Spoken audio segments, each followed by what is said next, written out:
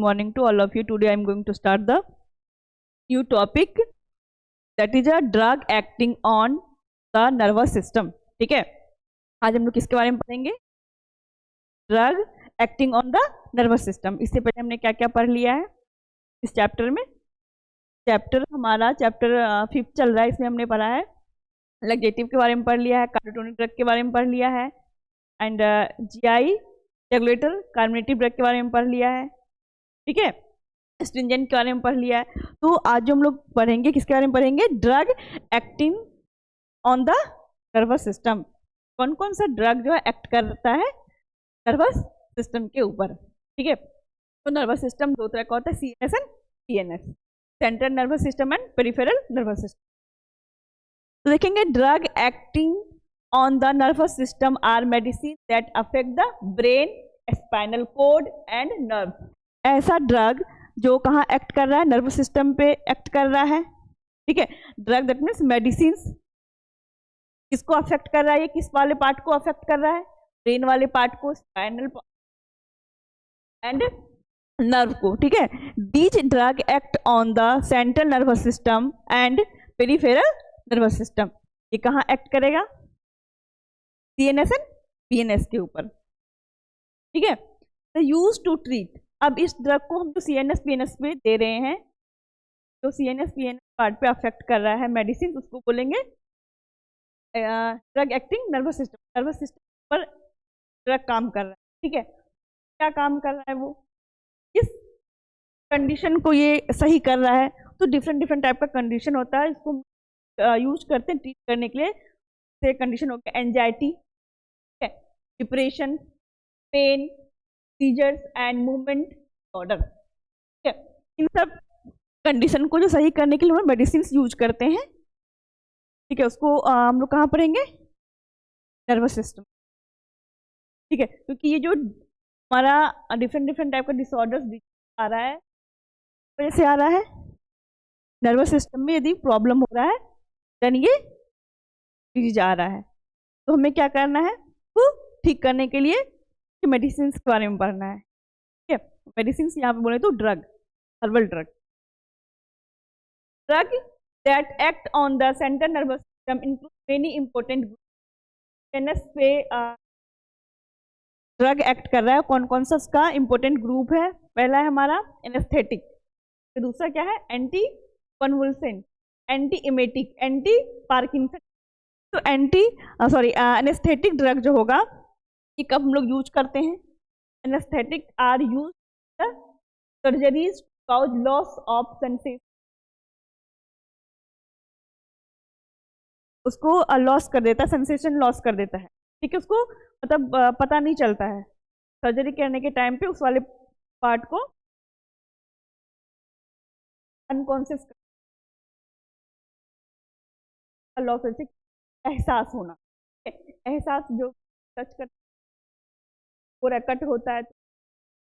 तो जब इसको देंगे, एनेस्थेटिक को देंगे, तो इंसान को पता नहीं चलता है। ठीक है,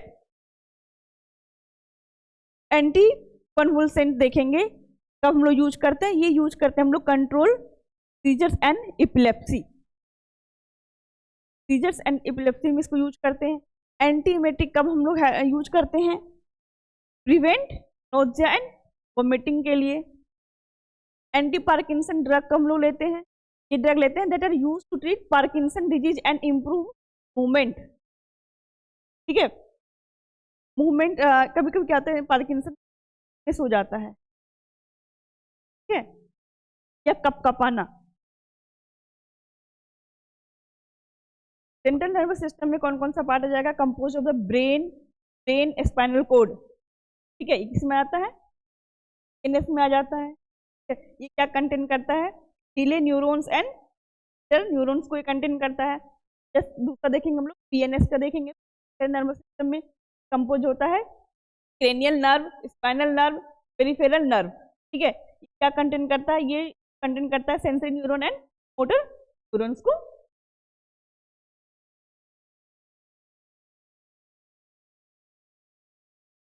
जो है स्टिमुलेट करता है अल्टरनेस एंड रिड्यूस टायर्डनेस। स्टिमुलेट करता है अलर्टनेस में एंड रिड्यूस किसको करेगा, टायर्डनेस को, उस टाइम में हम लोग ड्रग लेते हैं, ठीक है। While muscles relaxant help in reducing muscles and spasm, और ये क्या करेगा, मसल्स रिलैक्स करने में हेल्प करता है, रिड्यूसिंग क्या है, मसल्स में ठीक करता है, स्पाज्म को भी ठीक करता है। नारकोटिक या फिर इसको बोलते हैं opioid analgesic are strong pain relief drug. Narcotic जो ड्रग है वो कहाँ कब लोग लेते हैं, या फिर इसको क्या बोलेंगे, एनाल्जेसिक बोलेंगे। Narcotic opioid analgesic are strong pain relieving, यदि पेन जब होता है तो उस टाइम में हम इस ड्रग को देते हैं, ठीक है, नारकोटिक ड्रग को। यार पेन यार the non narcotic analgesic like, अब ये हो गया कौन सा ड्रग हो गया, नारकोटिक्स। नारकोटिक्स ड्रग कौन सा होगा, पैरासीटामोल, NSAID। NSAID क्या होता है, non steroidal anti inflammatory drug, इसका क्या फुल फॉर्म होता है, नॉन स्टेरॉयडल एंटी ड्रग। और पैरासीटामोल ये क्या होगी, कौन सा टाइप का एनाल्जेसिक ड्रग हो गया, नॉन नारकोटिक्स, ठीक है। तो कब यूज करते हैं हम लोग माइल्ड टू मॉडरेट पेन, कम या कम से ज्यादा पेन में करते हैं। Sedatives and hypnotics help to calm the patient and, हम लोग काम के लिए यूज करते हैं, काम या फिर नींद आने के लिए, इंड्यूस स्लीप में भी हम यूज करते हैं। तो हम लोग drug acting on the nervous system में आपके स्लीप का ड्रग पढ़ना है, हर्बल ड्रग। तो फर्स्ट हमारा क्या है, बेलाडोना है, ठीक है, फिड्रा है, ओपियम है, टी लीव्स है, कॉफी सीड्स एंड कोका, ठीक है। तो बारी बारी से हम लोग इसको पढ़ेंगे। आज हम लोग कौन सा पढ़ेंगे, हाइस्मस, ठीक है।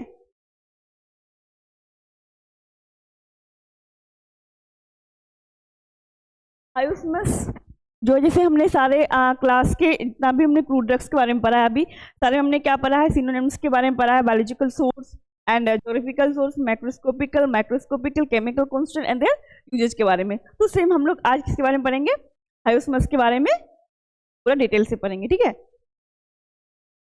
सिनोनिम्स जो इसका होता है हाइस्मस का, इसको हम बोलते हैं हेनबेन या फिर हाइस्मस हर्ब, किस नाम से जानते हैं इसको, हेनबेन या फिर हाइस्मस नेम से जानते हैं। एंड बायोलॉजिकल सोर्स की बात करेंगे तो देखेंगे इसका बॉटनिकल नेम जो होता है हाइस्मस नाइगर, ठीक है, इसका क्या नाम होता है, बॉटनिकल नेम हाइस्मस नाइगर होता है। And it consist of the dried leaves, या फिर ये ड्राइड लीव्स कंटेन करेगा, इसके जो किस पार्ट को यूज करते हैं, लीव्स को हम लोग यूज करते हैं, ठीक है। It consist of the dried leaves और leaves and flowering tops of hyoscyamus niger लिनियरी को यूज करेंगे। टॉप पार्ट है फ्लावर का, वहां का जो लीफ होगा उसको कलेक्ट करेंगे या फिर डायरेक्ट लीफ को लेंगे, ठीक है। हाइस्मस का लीफ वाले पार्ट को हम लोग लेते हैं, करते हैं, नर्वस सिस्टम प्रॉब्लम होती है, ठीक है। और किस फैमिली से बिलोंग करता है, ये सोलानेसी फैमिली से बिलोंग करता है। हाइस्मस प्लांट जो है किस फैमिली से बिलोंग करता है, सोलानेसी फैमिली से बिलोंग करता है। ज्योग्राफिकल सोर्स की बात करेंगे तो कहाँ कहाँ इसकी कल्टीवेशन और कहाँ कहाँ ये अवेलेबल है, तो अवेलेबल है hyoscyamus is the indigenous to western Asia, north Africa, Europe and India, ठीक है।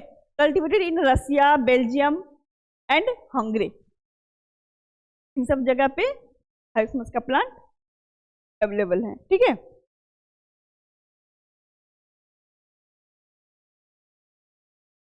मॉर्फोलॉजिकल कैरेक्टर ऑफ हाइस्मस, या फिर इसको क्या बोलेंगे, मैक्रोस्कोपिकल कैरेक्टर, तो हम देख के आइडेंटिफाई कर सकते हैं कौन सा प्लांट है।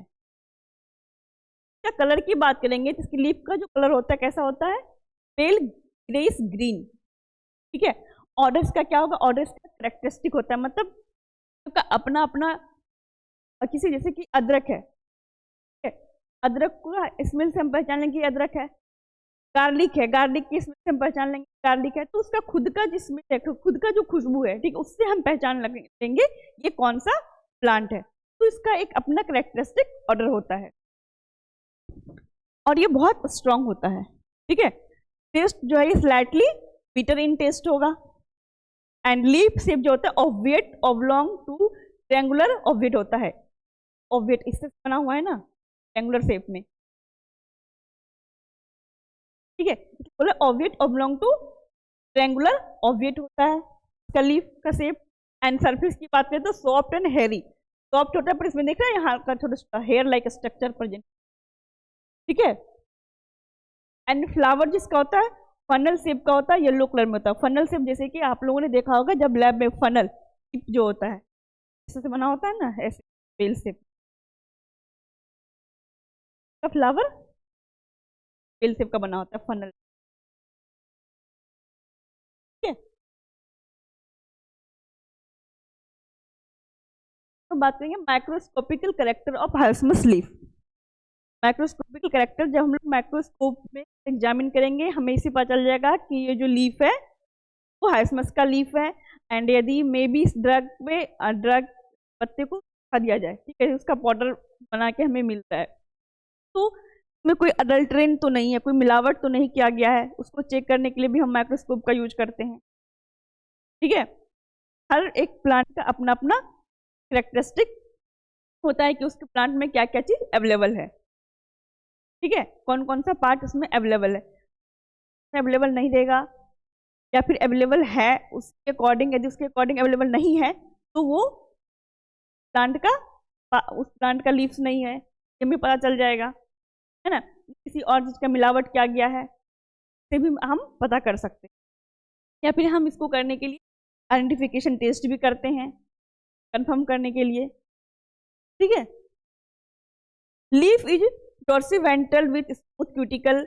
इसमें क्या क्या रहना चाहिए, कि हम बात कर रहे हैं हाइसमस लीव्स की, तो कौन कौन सा पार्ट होना चाहिए, एपिडर्मिस लेयर होना चाहिए, प्रेजेंट होना चाहिए, ट्राइकोम्स, फिजियोफिल्स, calcium oxalate crystal, idioblast, collenchyma, vascular bundle. ठीक है, एपिडर्मिस जो है वो सिंगल लेयर होना चाहिए एंड क्यूटिनाइज्ड होना चाहिए, क्या होना चाहिए, सिंगल लेयर में होना चाहिए एपिडर्मिस।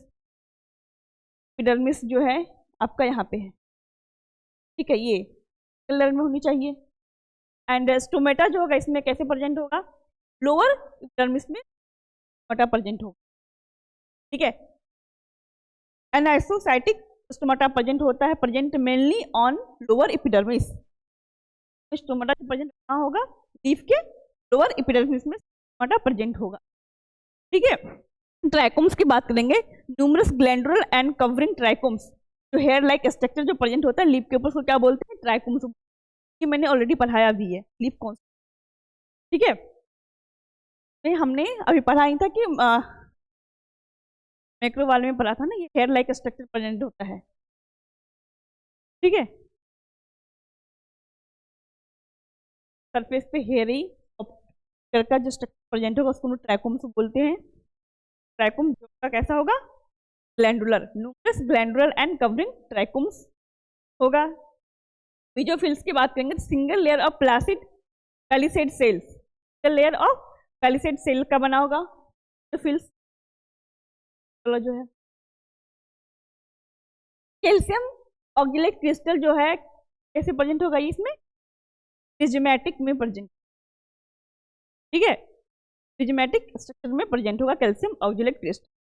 आइडोब्लास्ट की बात करेंगे तो कंटेंट माइक्रोस्फेराइडल क्रिस्टल नियर वेन, तो ये आइडोब्लास्ट होगा, ये कहाँ प्रेजेंट होगा, माइक्रोस्फेराइडल क्रिस्टल्स ये जैसा प्रेजेंट होगा, ये कहाँ प्रेजेंट होगा, near about the when, leaf के वेन के सरफेस के पास प्रेजेंट होगा।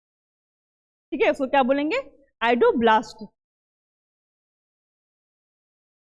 कोलेनकाइमा जो है present below the epidermis midrib region, collenchyma कहाँ प्रेजेंट होगा, एपिडर्मिस के मिडरिब रीजन के पास में।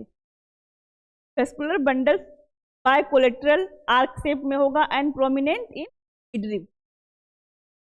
ये सब यदि हम लीफ की बात करेंगे, हाइसमस लीफ की बात, तो ये सब कैरेक्टर उसमें प्रेजेंट। ठीक है, अब बात करेंगे केमिकल कांस्टेंट। केमिकल कांस्टेंट जो होगा, कौन कौन सा केमिकल कांस्टेंट प्रेजेंट है, तो the main component in henbane leaves is the alkaloid hyoscyamine. ठीक है, क्या प्रेजेंट होगा मेन केमिकल कॉन्स्टेंट हायोसमाइन, और ये कैसा होता है अल्कलॉइडल नेचर। ठीक है, हायोसमाइन के साथ जो है स्मॉल अमाउंट में और केमिकल कॉन्स्टेंट होगा that is atropine and hyoscine. ठीक है, small quantities of atropine and hyoscine also known as scopolamine. क्या बोलेंगे स्कोपोलामाइन बोलेंगे, स्कोपोलामाइन। ठीक है, मेजर इसमें कौन सा हो गया हायोसमाइन हो गया, that is major alkaloids, and उसका क्या आएगा जो स्मॉल क्वांटिटी में प्रेजेंट है that is atropine and hyoscines. अब यूजेस की बात करेंगे एज एंटीस्पास्मोडिक। एंटीस्पास्मोडिक कैसा इसको यूज करते हैं कि जो कॉन्ट्रैक्शन है मसल्स उसकी वजह से जो पेन होता है। ठीक है, act as a hypnotic and mild diuretic की तरह इसको यूज करते हैं। Leave used as a narcotics, leave को एज ए नारकोटिक्स भी किया जाता है। And relieves griping pain caused by drastic purgatives. Drastic purgatives होता है उस टाइम पे भी इसको करते हैं। ठीक है, और होम्योपैथी में बहुत यूज होता है इसका। ठीक है, क्या आपका आज का चैप्टर खत्म, हम लोग नेक्स्ट क्लास में पढ़ेंगे बेलाडोना के। ठीक है।